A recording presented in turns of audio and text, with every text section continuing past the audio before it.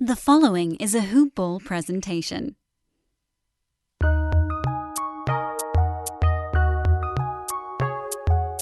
Welcome to the Fantasy NBA Today podcast.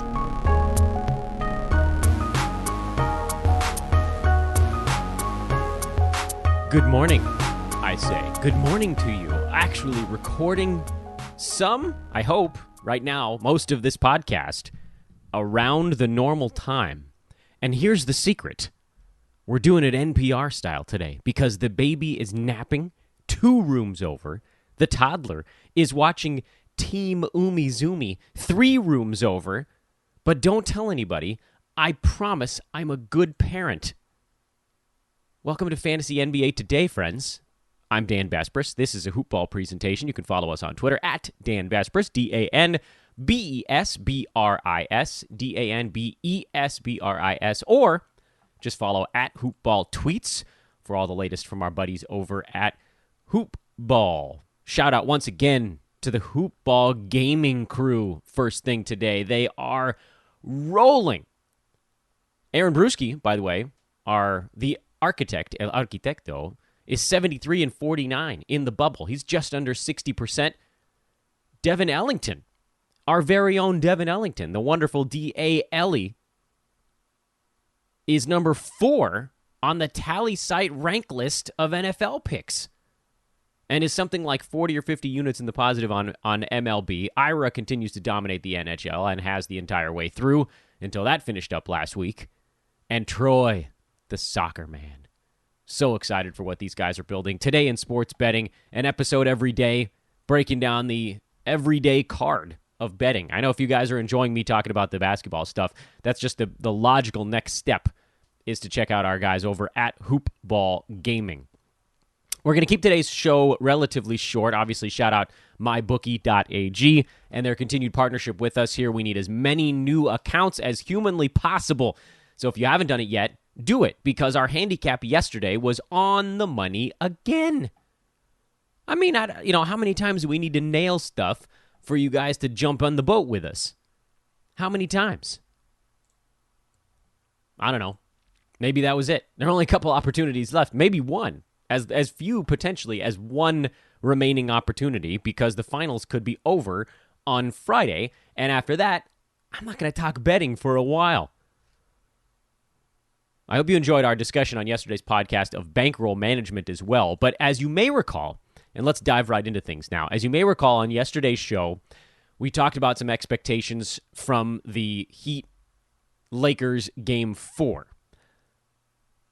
I said I'd be hard-pressed to not take Miami and the points, even though with Bam coming back, there was an opportunity there for the Lakers to maybe have some actual greater success, believe it or not, with the Heat unable to space the floor quite as significantly.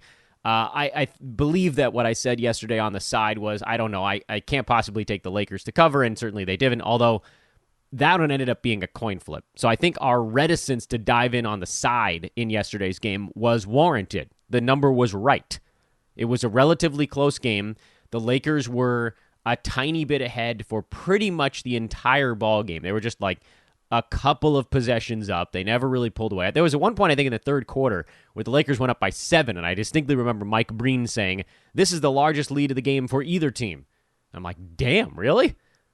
So that was a good old-fashioned slugfest yesterday, and that's kind of what we expected, because the thought was, look, if Bam comes back, the Heat move away from floor spacing and firing.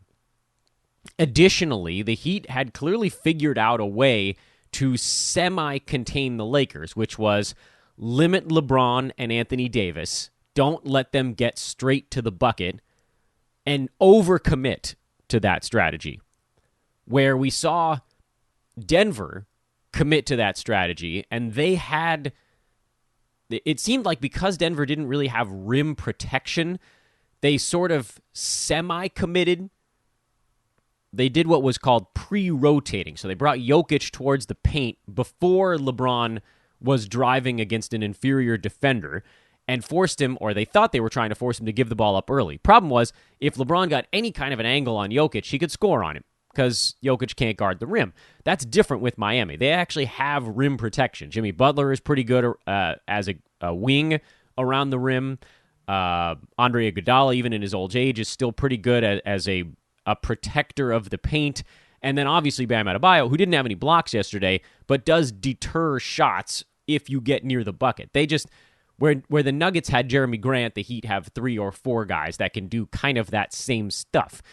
And you saw a little bit of it yesterday where, neither LeBron nor AD had this, from just a numbers standpoint, their box score doesn't leap off the page at you. And a lot of that was by design. That was the Heat saying, look, we're not going to give these guys the opportunity to take 20 shots and make 15 of them.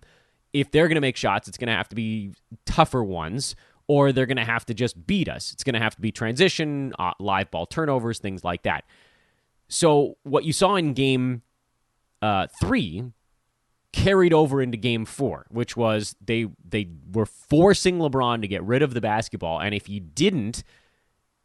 the King was making decisions that were based a little bit more on him just sort of bulldozing, he was probably going to turn it over. And he did have 6 turnovers again until he made the proper adjustments later in the ballgame. And even then, Miami had a really good defensive plan, and they still will. I mean, this series isn't over yet. They have a couple days off, both teams. This will be good, I think, for both teams. You might see Goran Dragic back on Friday.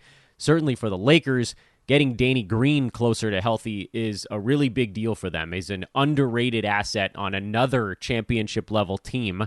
It's not coincidence at this point. He's not just a guy that tags along. He has some of the best advanced numbers in the NBA again. But we're getting off topic. Well, we can talk Danny Green later. The point of yesterday's game was, going into it, our thought was, look, if Adebayo's back, we're taking the under.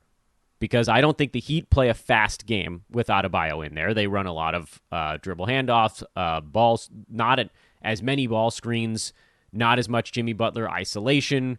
There's going to be a lot of motion, but it takes 12 to 15 seconds just to get into that kind of offense. And if the Lakers cover the first or second opportunities there, it's going to be a 17, 18, 20-second shot clock play. On the opposite side, the Heat were doing a good job of getting back in transition. They were forcing the Lakers into three-pointers from non-superstars, and we saw in the last ball game that those guys weren't really ready to carry the torch. And the Lakers hit 14 threes in yesterday's ball game. So, I mean, they took a ton again. I don't think we should be surprised by that. This is part of the game plan. But again, it's that same mentality where the Lakers are going to try to move the ball towards the key. The Heat are going to bring 1,000 defenders down if they have to prevent a layup. And the Lakers are going to swing it around the perimeter. It's going to take 14 to 20 seconds. Someone's going to get a wide open three-pointer. But that someone is probably not a guy that really scares Miami. And the Heat basically said, look, we're betting that you don't have enough guys on your team that can make a clutch jumper. And they were wrong in yesterday's game because, of all guys, secret stud Kentavious Caldwell-Pope, who after a brutal first game against the Blazers, and not particularly good in the last one against the Heat, but other than that, he's actually been really, really good in this postseason. Color me surprised, because I didn't think it was going to show up like this, but he was marvelous. He had a huge three-pointer and a big layup down the stretch. Rajon Rondo went 1 for 7 shooting, but actually ran the offense really well in the fourth quarter. You could understand why he got 28 minutes instead of more like 21 in yesterday's game. But again, not to get lost in the box score, this was the game we expected, which was teams taking longer on each offensive possession. And then on top of that, they underperformed their numbers. So we liked the under at 217.5, 218 on my bookie. It was being bet up by the public. I thought you might be looking at like a 210, and then it ended at 198 because of the way the two teams played. Lakers' 15 turnovers was still a little bit on the high side, not overwhelming, really. The teams did a really good job on both sides of not fouling all that much, although even watching the game, I could have made a pretty good argument that the Lakers got whistled for some weird shooting fouls that sent the Heat to the line an extra couple of times. But just from digging into the very simplistic numbers, the Heat were only on pace to score 99 points in a regular, if they hadn't underachieved in shooting from the field. Okay, they weren't really expected. It wasn't like they vastly underperformed. They underperformed by a little bit because they shot the ball poorly at 42.7%, but they didn't turn the ball over much, so that helped to boost their number a little bit more. And, 81% at the foul line, again, is decent enough. They hit 11 three-pointers, and so it actually worked out pretty close to the expected number. Lakers side, they actually were on pace to put up a few more points than they scored as well. Both teams underperformed by a little bit, so you roll it together. Lakers were expected to be around 104, I believe, so they underperformed by about one possession as well. So the two teams only underperformed by about two possessions, which I think is critical when you think about the Friday game where the line is out and Lakers by 7, total of 216 right now. So they really didn't adjust the number down all that much. I know that it seems kind of like a quick, like an obvious conclusion here, but this game ending at 198 when it should have finished at about 203, 204, I think a lot of people, and this is actually something that confuses me a tiny bit just based on the way the money's expected to come in. I know in general, public bettors love the over, but I have to think that public bettors also love what they saw most recent. Recency bias plays a very large role, and recency bias would suggest that people might bet the under, which, frankly, I kind of like. And people are going to say, what about Goran Dragic coming back? I don't care about Goran Dragic. That just moves Tyler Hero into Kendrick Nunn's job and Kendrick Nunn into no job. The Lakers had a pretty good plan with Dragic, who, even if he plays, isn't going to be anywhere close to 100%, playing on a torn plantar fascia. So he's not going to be moving that well. The one thing he does that Tyler Hero doesn't do all that great is get to the foul line. But Hero is, by all accounts, a better spot-up shooter. Dragic, their games are not that different, actually. You make them put it on the ground and shoot off the bounce. Neither one of those guys likes to dribble and then fire. Most of them like to catch and shoot or get it to the rim and then kick out. Both teams were really good defensively in yesterday's game. I thought the Heat had a really, really good plan of basically saying, and I know this is the simplistic way of looking at it without getting into the X's and O's too much, their plan, cut down to its very nubs, was make the Lakers beat us by anyone taking a three-pointer, meaning they're gonna lag off of LeBron James. You guys probably saw, if you watched the game closely yesterday, that they basically ran hard hedges against LeBron on screen and rolls. They forced him away from the basket and then recovered.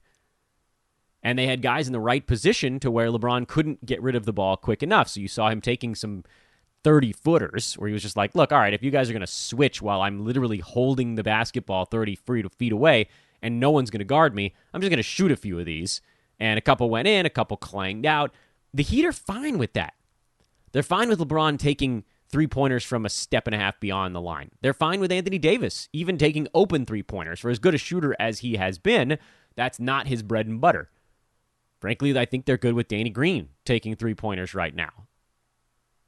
What they're less good with, if I had to guess, was Kuzma taking corner threes because he's been lights out from there.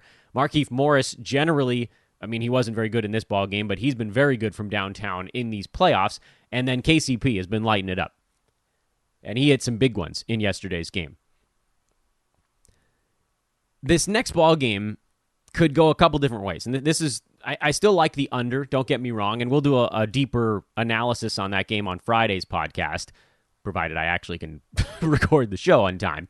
But just at a quick glance here, the way things could go differently on Friday is the other Lakers could start knocking down threes. They could have one of those games where they just all start going in, at which point the Heat get buried. That's a possibility.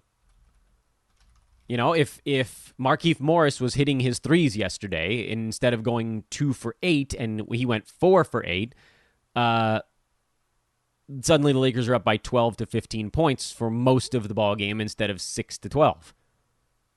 It's a small thing, but it makes a really big difference. One guy getting hot, because he was wide open in yesterday's game.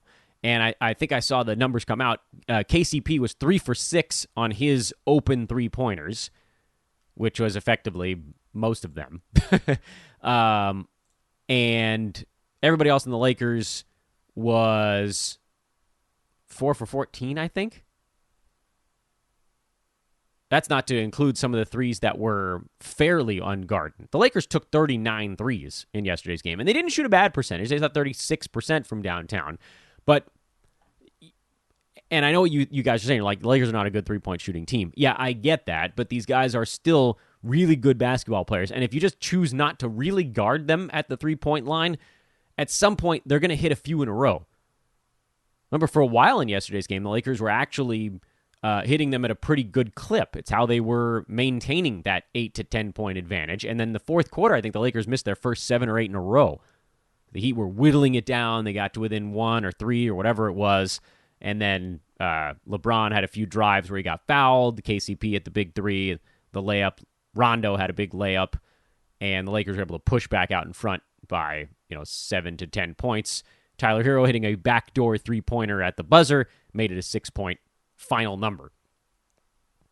Another thing that stands out to me when I look at this ball game, and I want to continue to talk about what could go differently in the next one. If the Lakers come out and they hit 40 to 42% of their three-pointers in the next ball game, that's, again, the difference of only hitting 2 or 3 more. It's not like they would need to blow the doors off the building on these wide-open three-pointers. 40% of 39 is 15.5. So they were only off by about 2 3-pointers in yesterday's game from hitting 40%. And then suddenly the Lakers go from being 2.5 points under their expected pace to 3 to 5 points over their expected pace. What if they scored 108 or 110 points yesterday? It would have been really simple. That's a difference of basically 2 to 3 made shots over the course of the entire ball game. And then what if that changes the way the game goes? If one team gets out to a big lead, it changes the pace of the ball game because the two teams, the Heat would have to speed things up if they fell behind. If the Lakers fall behind, the Heat will continue to try to slow things down. If it's close, it'll stay slow. What could go differently on the Heat side?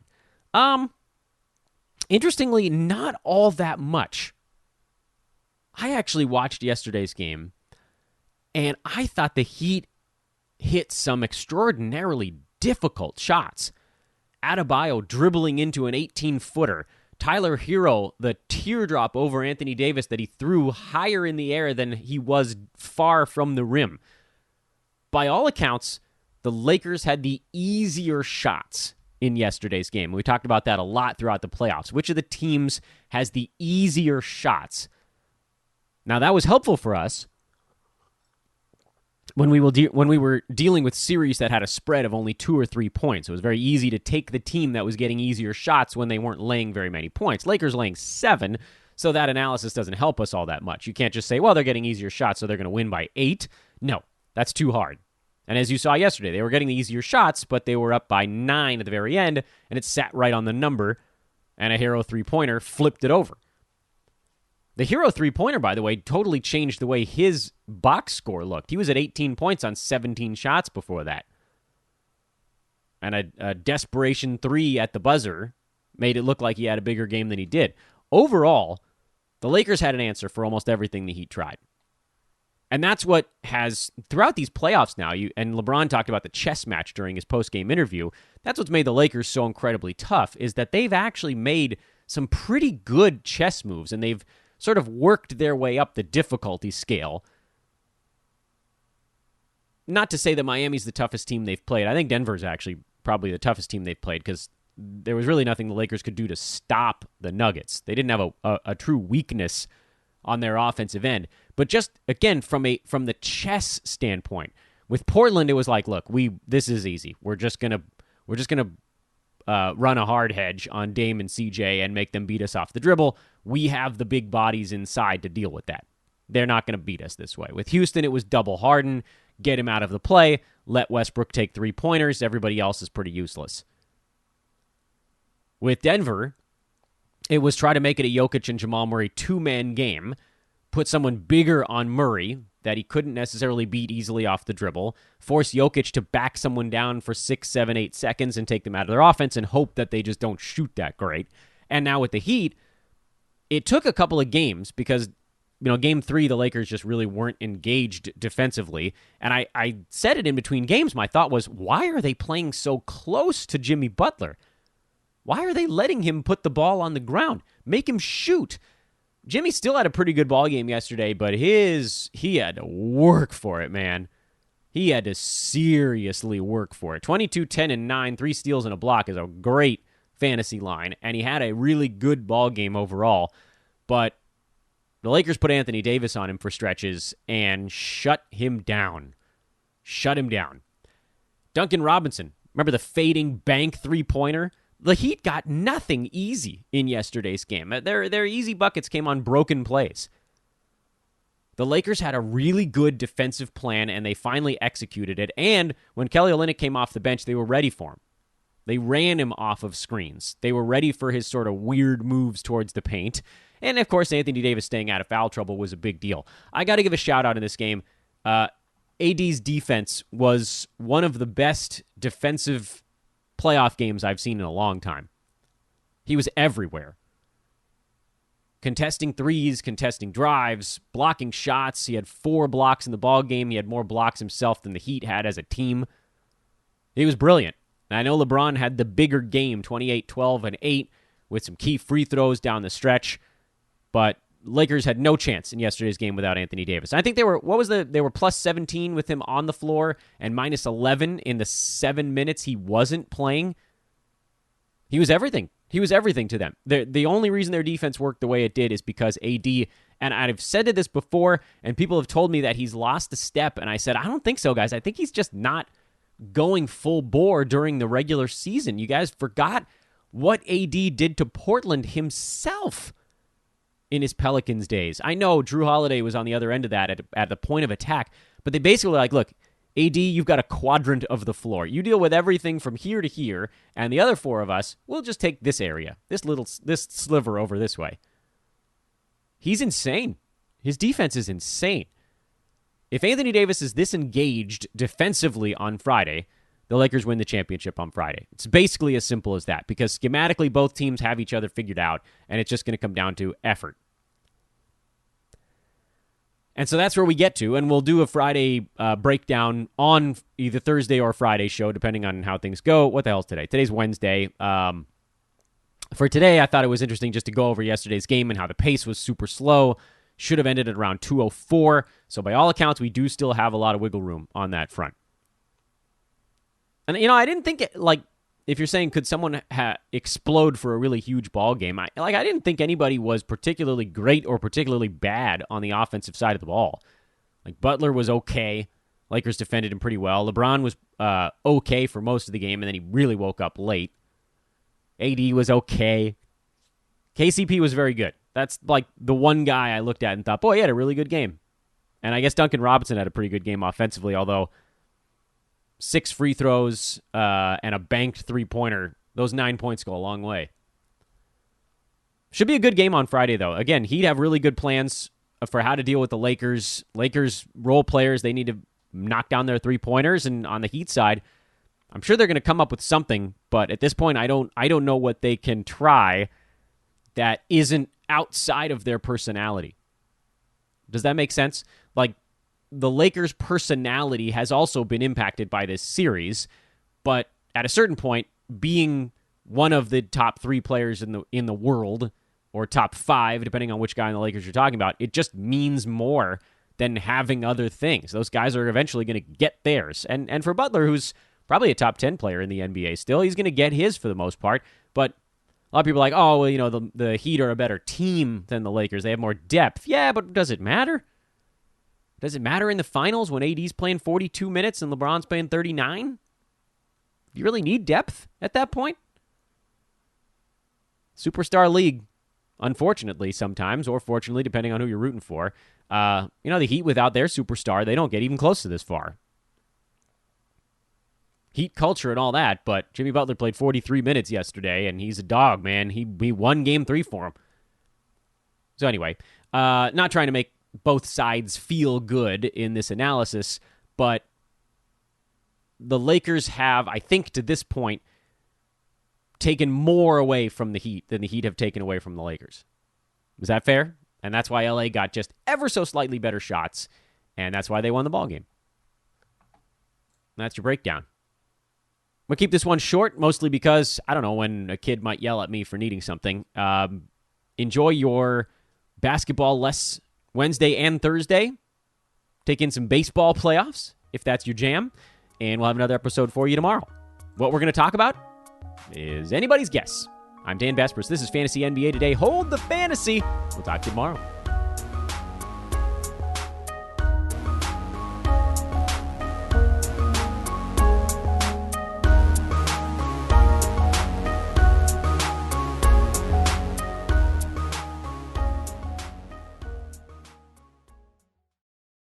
This has been a Hoop Ball presentation.